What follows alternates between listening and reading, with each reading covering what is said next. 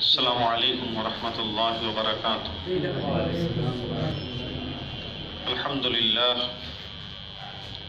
الحمد للہ رب العالمین، والصلاة والسلام علی سید الانبیاء والمرسلین وعلی آلہ واصحابہ اجمعین وعلی عباد اللہ الصالحین الی یوم الدین، اما بعد، فقد قال الله تبارك وتعالى في كلامه المجيد: أعوذ بالله من الشيطان الرجيم، بسم الله الرحمن الرحيم، إنا نحن نزلنا الذكر وإنا له لحافظون. وقال الله تبارك وتعالى في موضع آخر: قل لئن اجتمعت الإنس والجن على أن يأتوا بمثل هذا القرآن لا يأتون بمثله ولو كان بعضهم لبعض ظهيرا. وقال الله تبارك وتعالى في موضع آخر: أم يقولون افتراه قل فأتوا بأشر سور مثله مفتريات. وقال الله عز وجل: إن كنتم في ريب مما نزلنا على عبدنا فأتوا بسورة من مثله وادعوا شهداءكم من دون الله إن كنتم صادقين. فإن لم تفعلوا ولن تفعلوا فاتقوا النار التي وقودها الناس والحجارة أعدت للكافرين. رب اشرح لي صدري ويسر لي أمري واحلل عقدة من لساني يفقهوا قولي. میرے محترم بھائیوں، بزرگوں، دوستوں، ملت کے نوجوانوں،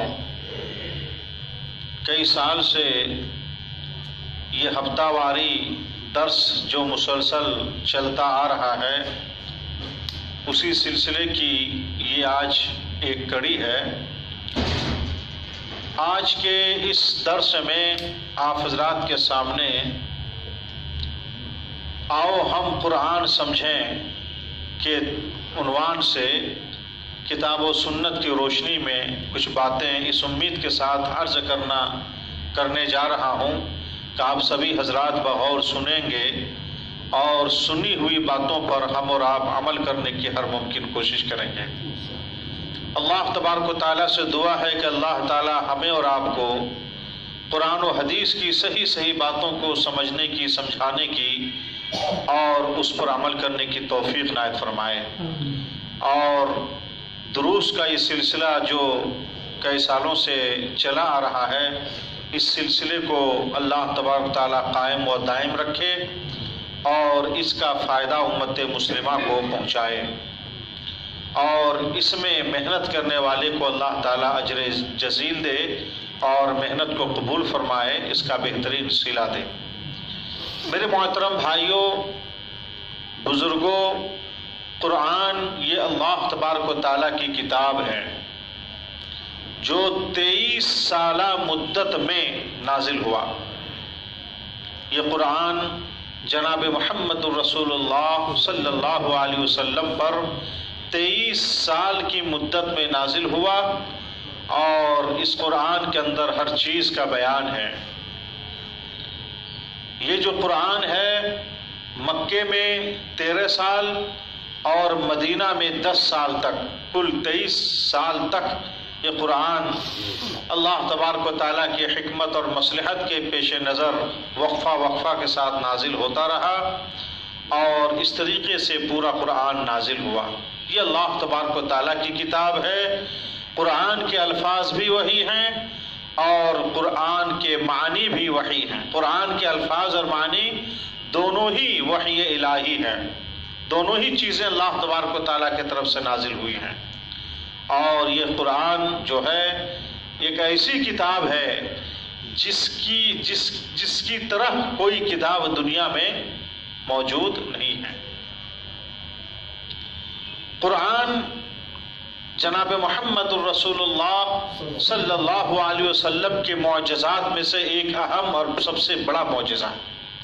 نبی علیہ الصلوۃ والسلام کے بہت سارے معجزات ہیں، معجزات رسول متعدد ہیں، لیکن ان معجزات رسول صلی اللہ علیہ وسلم میں قرآن سب سے اہم اور سب سے بڑا معجزہ ہے۔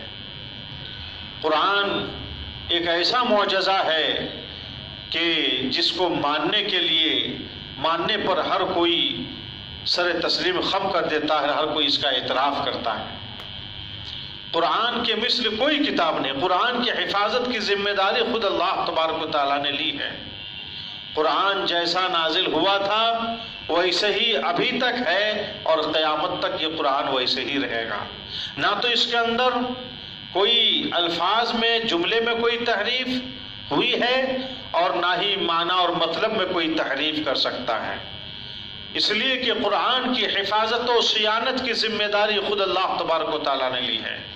اللہ تبارک و تعالیٰ نے سورہ ہجر آیت نمبر 9 کے اندر ارشاد فرمایا اِنَّا نَحْنُ نَزَّلْنَا الْقُرْآنَ اِنَّا نَحْنُ نَزَّلْنَا الذِّكْرَ وَإِنَّا لَهُ لَحَافِظُونَ۔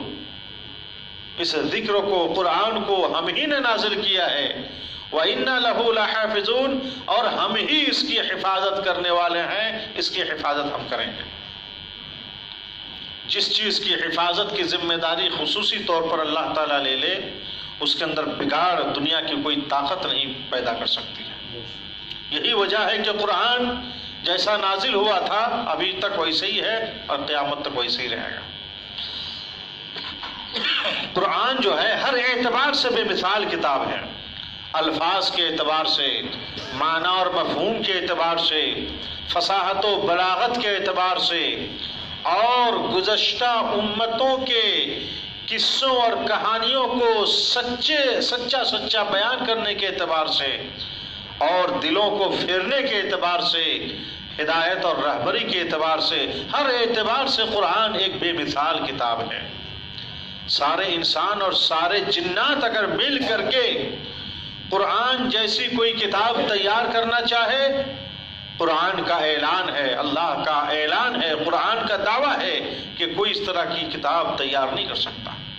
چنانچہ سورہ اسراء آیت نمبر 88 کے اندر اللہ تبارک و تعالیٰ نے ارشاد فرمایا قُلْ لَئِنِ اجْتَمَعَتِ الْإِنسُ وَالْجِنُّ عَلَىٰ أَن يَأْتُوا بِمِثْلِ هَذَا الْقُرْآنِ لَا يَأْتُونَ بِمِثْلِهِ وَلَوْ كَانَ بَعْضُهُمْ لِبَعْضٍ ظَهِيرًا۔ اے محمد صلی اللہ علیہ وسلم، قرآن کے تعلق سے یہ لوگ یہ الزام لگاتے ہیں کہ قرآن کو محمد اپنی طرف سے گڑھ کر کے پیش کر رہا ہے۔ آپ کہہ دیجئے کہ سارے انسان اور سارے جنات اگر اکٹھے ہو جائیں اور اس قرآن کی طرح اگر کوئی وہ دوسرا قرآن یا دوسری کتاب اگر وہ لانا چاہیں، آپس میں ایک دوسرے کی اگر مدد بھی کرنے لگیں گے، لا یاتون بمثلہ، قیامت کے صبح تک وہ قرآن کی طرح کوئی دوسرا قرآن یا کوئی دوسری کتاب نہیں لا سکتے۔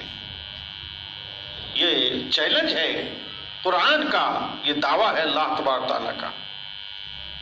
یہ کفار مکہ اور مشرکین مکہ لوگوں کو بہکانے کے لیے، قرآن سے لوگوں کو دور رکھنے کے لیے یہ کہتے تھے کہ یہ محمد صلی اللہ علیہ وسلم ایک جادوگر ہیں جو گڑھ کر کے اس کو پیش کرتے ہیں۔ اللہ تعالیٰ نے سورہ ہود آیت نمبر 13 کے اندر ارشاد فرمایا ام یقولون افتراہ قل فأتوا بعشر سور مثلہ مفتریات۔ وہ لوگ کہتے ہیں کہ اس کو محمد نے گڑھ کر کے پیش کیا ہے۔ آپ کہیے کہ پورے قرآن نہیں، 10 آیتیں قرآن کی طرح تم لوگ گڑھ کر کے اور بنا کر کے پیش کرو۔ ایک آیت بھی قرآن کی طرح کوئی نہ تو پیش کر سکا ہے نہ پیش کر سکے گا۔ یہ قرآن کا چیلنج ہے، اللہ کا چیلنج ہے۔ معجزہ کا مطلب یہی ہے کہ اس کتاب کو اللہ کی کتاب ماننے پر ہر انسان مجبور ہوگا، اس کے پاس کوئی اعتراض کی گنجائش ہوگی ہی نہیں۔ سورہ بقرہ آیت نمبر 24 اور 25 کے اندر اللہ تعالیٰ نے فرمایا کہ ان کنتم فی ریب مما نزلنا علی عبدنا فأتوا بسورۃ من مثلہ وادعوا شہداءکم من دون اللہ ان کنتم مؤمنین۔ اللہ تعالیٰ نے فرمایا کہ ہم نے جو کچھ اپنے بندے محمد صلی اللہ علیہ وسلم پر قرآن نازل کیا ہے، اگر تمہیں اس میں شک ہے، شبہ ہے، تو تم اس کے مثل ایک سورہ پیش کر دو۔ وَادْعُوا شُهَدَاءَكُمْ، من دون، اور تم جو ہے اپنے شہداء کو بلاؤ. فَإِن لَّمْ تَفْعَلُوا وَلَن تَفْعَلُوا، اگر تم لوگ ایسا نہیں کر سکتے ہو، اور سن لو ہرگز تم لوگ نہیں کر سکتے، قرآن جیسی کوئی سورہ تم لوگ نہیں لا سکتے. فَاتَّقُوا النَّارَ الَّتِي، اس آگ سے ڈرو جس آگ کو اللہ تبارک تعالیٰ نے کافروں کے لیے تیار کر رکھا ہے. تو میرے بھائیوں، یہ قرآن کے تعلق سے چند آیت کریمہ میں نے آپ حضرات کے سامنے پیش کی ہے.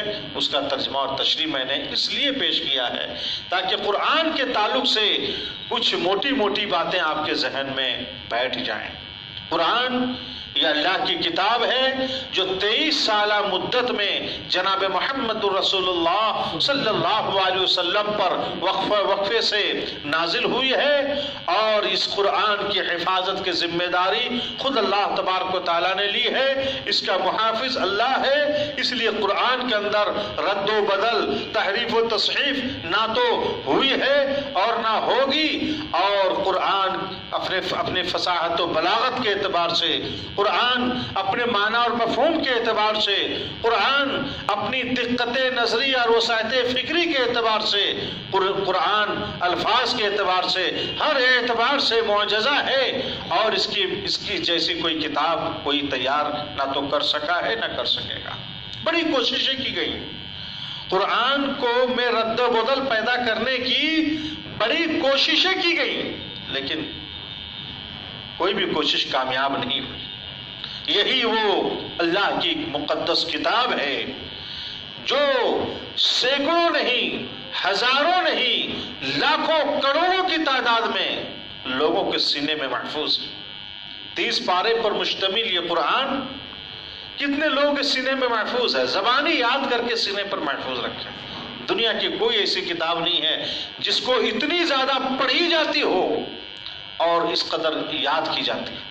یہ قرآن ہی کا اعجاز ہے، یہ قرآن ہی کی خصوصیت ہے کہ دنیا میں سب سے زیادہ اس قرآن کو پڑھا جاتا ہے، اس کی تلاوت کی جاتی ہے اور اس کو یاد بھی کیا جاتا ہے. 5 وقت کی نماز میں قرآن کی تلاوت ہوتی ہے، اس کے علاوہ اوقات میں قرآن کی تلاوت ہوتی ہے.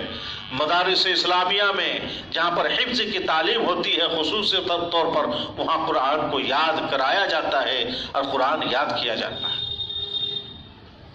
یہ جو قرآن ہے میرے بھائیوں، یہ قرآن اس لیے نازل ہوا ہے کہ قرآن کو ہم اور آپ پڑھیں، ہم اور آپ قرآن کو سمجھیں.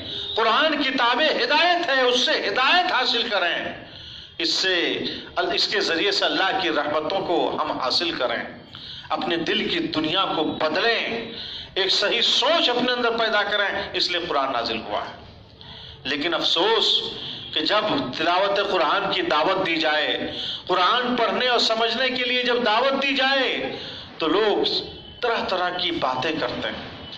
ایک بات تو یہ کرتے ہیں، وہ کہتے ہیں کہ قرآن بہت مشکل کتاب ہے، قرآن بہت مشکل کتاب ہے، ہمارے بس کی بات نہیں ہے. غلط بات ہے. جو یہ کہتے ہیں وہ غلط کہتے ہیں. اس کا مطلب وہ قرآن کو جانتے نہیں. قرآن آسان کتاب ہے، یہ میں نہیں کہتا ہوں، قرآن خود کہتا ہے. اللہ کا اعلان ہے کہ وَلَقَدْ يَسَّرْنَا الْقُرْآنَ لِلذِّكْرِ فَهَلْ مِن مُدَّكِرٍ، سورہ قمر آیت نمبر 22. اللہ تعالیٰ نے فرمایا کہ ذکر کے لیے، نصیحت کے لیے ہم نے قرآن کو آسان کر دیا ہے. فَهَلْ مِن مُدَّكِرٍ، ہے کوئی نصیحت حاصل کرنے والا، ہے کوئی قرآن کو پڑھنے والا، قرآن پڑھ کر کے نصیحت حاصل کرنے والا کوئی ہے؟ یہ قرآن کہتا ہے.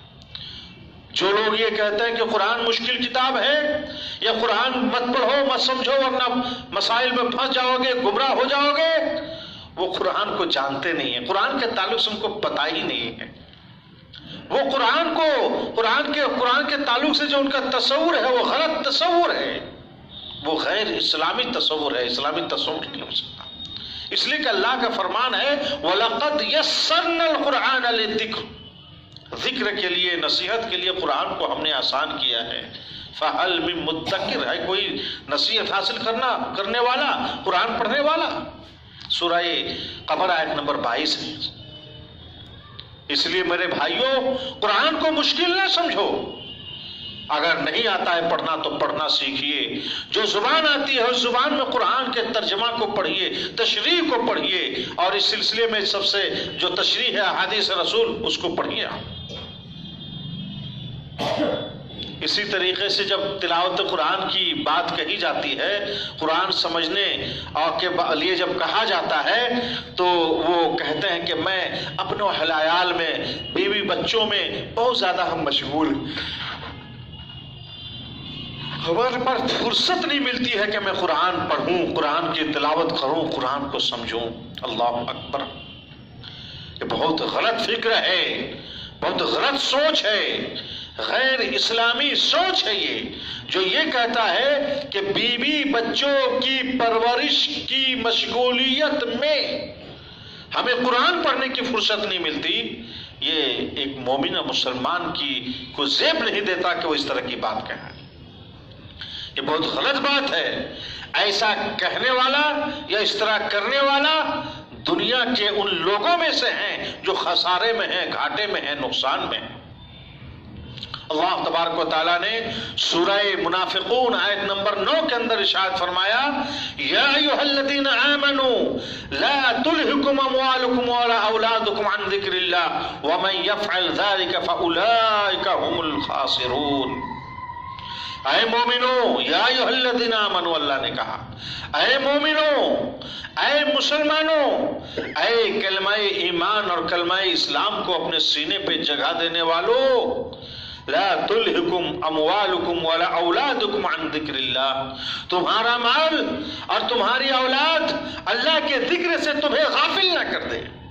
مال کی محبت، اولاد کی محبت بڑی خطرناک ہوتی ہے۔ اللہ نے فرمایا یہ مال کی محبت، یہ اولاد کی محبت، تمہارا مال، تمہاری اولاد تمہیں اللہ کے ذکر سے غافل نہ کر دے۔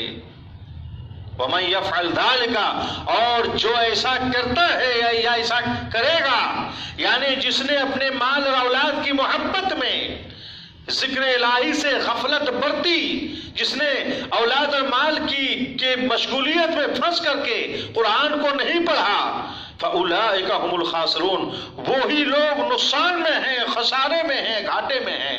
وہ یہ ہرگز نہ سمجھے کہ تلاوت قرآن نہ کر کے ہم اگر مال کما رہے ہیں تو ہم فائدے میں ہیں، نہیں، ہرگز نہیں، تم فائدے میں نہیں ہو، تم نقصان میں ہو، خسارے میں ہو، بربادی میں ہو، تم کامیابی میں نہیں ہو، تم غلط راستے میں ہو، تم صراط مستقیم میں نہیں ہو، تم جہنم کے راستے میں ہو، تم جنت کے راستے میں نہیں ہو۔ اولاد کی پرورش کو بہانہ بنا کر کے قرآن سے روگردانی کرنا، تلاوت قرآن کی طرف توجہ نہ دینا، یہ بہت بڑی بدنصیبی اور محرومی کی بات ہے۔ اسی طریقے سے کچھ لوگ یہ بھی کہتے ہیں، جب ان سے کہا جاتا ہے کہ بھائی قرآن پڑھیے، قرآن کو سمجھیے، تلاوت قرآن کیجئے، تو وہ ایک بات یہ بھی کہتے ہیں کہ میں تاجر ہوں، دکاندار ہوں، تجارتی مشغولیات میں، دکانداری کی مشغولیتوں میں ہم اتنا گرفتار ہو جاتے ہیں، اتنا پھنس جاتے ہیں کہ قرآن کو میں پڑھوں، سمجھوں، اس کے لیے میرے پاس فرصت نہیں ہے۔ میرے بھائیوں، یہ ایک مومنانہ صفت نہیں ہے، مومن کی صفت نہیں ہے۔ مومن کی صفت کیا ہے؟ قرآن بتاتا ہے، سورہ نور آیت نمبر 37 کے اندر اللہ تعالیٰ نے ارشاد فرمایا، رجال لا تلہیہم تجارت ولا بیع عن ذکر اللہ واقام الصلاۃ وایتاء الزکاۃ یخافون یوما تتقلب فیہ القلوب والابصار۔ اللہ تعالیٰ نے فرمایا مومن لوگ وہ ہیں، مسلمان افراد وہ ہیں جن کو ان کی تجارت اور ان کی بے و شراء اور ان کی دکانداری اللہ کے ذکر سے اور نماز قائم کرنے سے اور زکوٰۃ ادا کرنے سے نہیں روکتی ہے۔ مومن تو وہ ہے چاہے وہ کتنا ہی بڑا دکاندار کیوں نہ ہو، اس کی دکانداری اسے اللہ کے ذکر سے، اقامت الصلاۃ سے اور زکوٰۃ ادا کرنے سے نہیں روکتی ہے۔ مومن تو وہ ہے چاہے وہ کتنا ہی بڑا تاجر کیوں نہ ہو، اس کی تجارت ذکر الہی میں رکاوٹ نہیں بنتی۔ جو مومن ہوگا، خواہ کتنا ہی بڑا تاجر کیوں نہ ہو، کتنا ہی بڑا دکاندار کیوں نہ ہو، کتنا ہی بڑا بیوپار کیوں نہ ہو، وہ ذکر الہی کے لیے، نماز کے لیے، نماز کی پابندی کے لیے، زکوٰۃ ادا کرنے کے لیے وہ وقت نکالے گا اور فرصت نکالے گا، اور اللہ تعالیٰ اپنی طرف سے اس کے وقت میں برکت پیدا فرمائے گا۔ یہ ایک مومنوں کی شان ہے۔ یخافون یومن، مومن تو وہ ہے جو اس دن کا خوف کرتے ہیں، اس دن سے ڈرتے ہیں جس دن دل اور نگاہیں بالکل پلٹ جائیں گے، یعنی قیامت کے دن سے۔ جو مومن ہوتا ہے روز محشر کا خوف، قیامت کا دن کا خوف ان کے دلوں میں ہوتا ہے، اور اللہ کا خوف ہوتا ہے، فکر آخرت ہوتی ہے۔ تو میرے بھائیوں، اولاد کی پرورش یا یہ کہ تجارت کی مشغولیت یا یہ کہ قرآن مشکل ہے، یہ کہہ کر کے ہمیں اور آپ کو قرآن سے دور نہیں ہونا ہے۔ ہمیں قرآن کے قریب جانا ہے، ہمیں قرآن سے قریب ہونا ہے، قرآن کو ہمیں سمجھنا ہے۔ یہ ہم اور آپ کو ٹھان لینا چاہیے۔ انشاءاللہ کسی کی رہنمائی میں جو جانکار عالم دین ہے، آپ قرآن کو پڑھیں، سمجھیں، انشاءاللہ قرآن کو سمجھیں گے اور سمجھنے میں انشاءاللہ زیادہ دقت نہیں ہوگی۔ اچھا، جو لوگ اس طرح کی بات کرتے ہیں، ان لوگوں کا حال یہ ہے کہ دوسری کتابیں بہت پڑھتے ہیں، افسانے کی کتاب، انگریزی کتاب، دوسری کتاب پڑھتے ہیں، ان کے پاس فرصت ہوتی ہے، ان کے پاس اس کو سمجھنے کی طاقت بھی ہو جاتی ہے، لیکن جب قرآن کی بات آتی ہے تو فرصت نہیں ہے۔ جب قرآن پڑھنے کی بات آتی ہے تو کہتے ہیں مشکل ہے، جبکہ اللہ فرماتا ہے مشکل نہیں ہے، میں نے آسان کیا ہے۔ قرآن سے آسان کتاب دنیا میں ہے ہی نہیں، یوں سمجھیے، بشرطے کہ ایک آدمی کے دل میں ایمان ہو، مضبوط ایمان ہو، سچا اسلام ہو، اللہ کی سچی محبت ہو، رسول صلی اللہ علیہ وسلم سے سچی محبت اس کے اندر ہو، اور قرآن سے والہانہ عقیدت و محبت ہو، فکر آخرت ہو۔ قرآن پڑھیے، قرآن کے اندر ایسی ایسی باتیں بیان کی گئی ہیں، اللہ اکبر۔ دیکھیے چند باتیں بیان کر دیتا ہوں۔ سورہ اعراف آیت نمبر 3 کے اندر اللہ تبارک، آیت نمبر 31 کے اندر اللہ تبارک و تعالیٰ نے ارشاد فرمایا، سورۃ الاعراف آیت نمبر 31 کے اندر، کلوا واشربوا ولا تسرفوا انہ لا يحب المسرفین۔ اللہ فرماتا ہے کہ تم لوگ کھاؤ پیو، تو قرآن کی آیت دیکھیے، کلوا واشربوا، کھاؤ پیو۔ بغیر کھائے پیے ایک انسان زندہ نہیں رہ سکتا ہے۔ زندہ رہنے کے لیے کھانا پینا ضروری ہے۔ شریعت ہمیں کھانے پینے سے نہیں روکتی ہے، قرآن نہیں روکتا ہے، کہتا ہے کلو واشربو، کھاؤ پیو، ولا تسرفو، لیکن اسراف اور فضول خرچی مت کرو۔ کھانے کی ایک حد ہوتی ہے، حد سے تجاوز مت کرو۔ کھانے کا ایک سیما ہوتا ہے، اس سے پار مت ہو جاؤ۔ ایک لمٹ سے کھاؤ، ان لمٹ ہو کر کے مت کھاؤ۔ انہ لا يحب المسرفین، بے شک اللہ تبارک و تعالیٰ اسراف کرنے والے کو، فضول خرچی کرنے والے کو، کھانے پینے میں حد سے تجاوز کرنے والے کو، ان لمٹ ہو کر کے کھانے والے کو پسند نہیں فرماتا ہے۔ سورہ اعراف کی یہ 31ویں آیت پر ڈاکٹروں نے بڑی بڑی باتیں کہی ہیں۔ ڈاکٹروں نے کہا کہ پورا طب اس آیت کے اندر موجود ہے، پوری ڈاکٹری موجود ہے اس کے اندر۔ ایک انسان اگر کھائے پیے اور حدود میں رہ کر کے کھائے پیے، حساب سے کھائے پیے، اس کو کوئی غذا اس کو کبھی نقصان نہیں پہنچائے گی۔ ایک ڈاکٹر فہمی، ان کا نام ہے، فہمی سے مشہور ہے، مصر کے ڈاکٹر ہیں، انہوں نے کہا کہ کوئی ڈاکٹر اگر کہتا ہے کہ تم چربی مت کھاؤ تو میں کہتا ہوں کہ اس نے غلط کہا ہے۔ ایک انسان کے جسم میں چربی کی بھی ضرورت ہوتی ہے، جو بھی حلال چیزیں کھائیں، لیکن قرآن کی اس آیت کی روشنی میں کھائیں کہ ولا تسرفوا، زیادہ مت کھاؤ، حساب سے کھاؤ۔ جی، اور امام ابن کثیر رحمۃ اللہ علیہ نے اس آیت کی تفسیر میں اسلاف کا کہا کہ ہمارے اسلاف کا قول ہے کہ پورا طب، پوری ڈاکٹری اس آیت کے اندر اللہ تعالیٰ نے بیان کر دی ہے۔ اور ایک آیت دیکھیے، سورہ انبیاء آیت نمبر 30 کے اندر اللہ تعالیٰ نے ارشاد فرمایا وَجَعَلْنَا مِنَ الْمَاءِ كُلَّ شَيْءٍ حَيٍّ فَلَا يُؤْمِنُونَ۔ اللہ فرماتا ہے کہ ہر جاندار چیز کو میں نے پانی سے پیدا کیا ہے۔ ریسرچ کرنے والوں نے اس آیت میں ریسرچ کی اور کہا کہ اس آیت میں پانی کی اہمیت اور افادیت کو اللہ تعالیٰ نے بیان کیا۔ ہر جاندار چیز کو ہم نے پانی سے پیدا کیا ہے۔ اگر انسانوں کو چاہیے کہ وہ جاندار مضبوط طریقے سے رہیں تو بکثرت وہ پانی پئیں۔ آج پوری دنیا کے ڈاکٹر کہتے ہیں پانی پیجیے، 1400 سال پہلے اللہ تعالیٰ نے کہہ دیا ہے پانی پینا چاہیے۔ اگر ایک انسان وافر مقدار میں پانی پیتا ہے اور پانی پینے میں کوتاہی اور تساہلی نہیں کرتا ہے اور حساب سے اگر وہ پانی پیتا ہے تو اس کی جو جسمانی توانائی ہے یا جسمانی جو اعضاء ہیں وہ صحیح سالم رہیں گے، وہ ایک اچھا یعنی صحت مند انسان بن کر کے زندگی گزارے گا۔ اسی طریقے سے اور ایک آیت ہے، اس آیت کو میں ذکر کر کے اپنی بات کو ختم کرنا چاہتا ہوں۔ سورہ نبا آیت نمبر 10 اور 11 کے اندر اللہ تعالیٰ نے فرمایا وَجَعَلْنَا اللَّيْلَ لِبَاسًا وَجَعَلْنَا النَّهَارَ مَعَاشًا۔ ہم نے رات کو لباس بنایا، رات کو ہم نے تاریک بنایا، پوری تاریکی پوری کائنات کو اپنے اندر چھپا لیتی ہے، جس طرح انسان کے جسم کو لباس چھپا لیتا ہے، اسی طرح رات کو ہم نے لباس بنایا۔ وَجَعَلْنَا اللَّيْلَ لِبَاسًا، رات سونے کے لیے ہے، جاگنے کے لیے نہیں ہے۔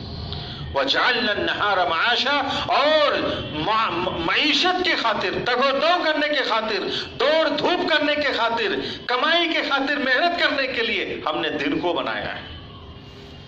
بہت بڑا نسخہ اللہ تعالیٰ نے بیان کر دیا۔ رات کو سونا ہے اور دن ہوتے ہی، صبح ہوتے ہی جلدی اٹھنا ہے، تگ و دو کرنا ہے۔ ایک ایسا فارمولہ ہے طبی نقطۂ نگاہ سے کہ اگر اس پر عمل کر لیتا ہے انسان تو وہ صحت مند رہے گا۔ رات کو جتنا جلد ہو سکے نماز عشاء کے بعد سو جائے، اور صبح جتنا جلد ہو سکے اٹھ کر کے فجر کی نماز پڑھے، دوڑ دھوپ کرے، کام کاج کرے، دیکھیے اس کی صحت اچھی رہے گی۔ پیارے حبیب صلی اللہ علیہ وسلم کا فرمان ہے، آپ کی ہدایت و رہنمائی ہے کہ نماز عشاء کے بعد بلا ضرورت گفتگو کرنا، شب بیداری کرنا یہ جائز نہیں ہے، منع فرمایا اللہ کے رسول صلی اللہ علیہ وسلم۔ اس لیے میرے محترم بھائیوں، ہمیں اور آپ کو چاہیے کہ ہم اور آپ قرآن کو سمجھنے کی کوشش کریں۔ سورہ فاتحہ نماز میں پڑھتے ہیں، ہر رکعت میں پڑھنا ضروری ہے ورنہ نماز ہی نہیں ہوگی۔ لا صلاۃ لمن لم یقرأ بفاتحۃ الکتاب، اللہ کے رسول کا فرمان ہے۔ سورہ فاتحہ پر غور کیجئے، پڑھیے ایک ایک آیت، اس کے ترجمہ کو پڑھیے، اس کے مفہوم کو سمجھیے۔ ایک آدمی کبھی بھی مشرک نہیں ہو سکتا ہے اگر اس کو سمجھ کر کے عمل کرے گا تو۔ ام الکتاب سورہ فاتحہ کے ایک نام ہے ام الکتاب، پوری کتاب کی ماں، یعنی پوری کتاب، پورے قرآن کا خلاصہ سورہ فاتحہ میں اللہ تعالیٰ نے بیان کر دیا ہے۔ سورہ اخلاص کو پڑھیے، جس کو اللہ کے رسول صلی اللہ علیہ وسلم نے ثلث قرآن کہا ہے، قرآن کا ایک تہائی حصہ، چھوٹی سی سورہ ہے، اس کو سمجھیے، معاذتین کو سمجھیے۔ اس لیے میرے بھائیوں، آج کے درس کا یہی پیغام ہے کہ آؤ ہم قرآن سمجھیں، اس کے لیے کوشش کریں، اس کے لیے مزاج بنائیں، اس کے لیے ماحول پیدا کریں، اس کے لیے وقت نکالیں اور قرآن کو سمجھیے۔ انشاءاللہ خیر ہوگا، ہم فائدے میں رہیں گے اور اللہ تبارک تعالیٰ کی رحمتوں اور برکتوں کا نزول ہوگا۔ اللہ تبارک و تعالیٰ سے دعا ہے اللہ ہم تمام مسلمانوں کو کہنے سننے سے زیادہ اس پر عمل کرنے کی توفیق عنایت فرما۔ والسلام علیکم ورحمۃ اللہ وبرکاتہ۔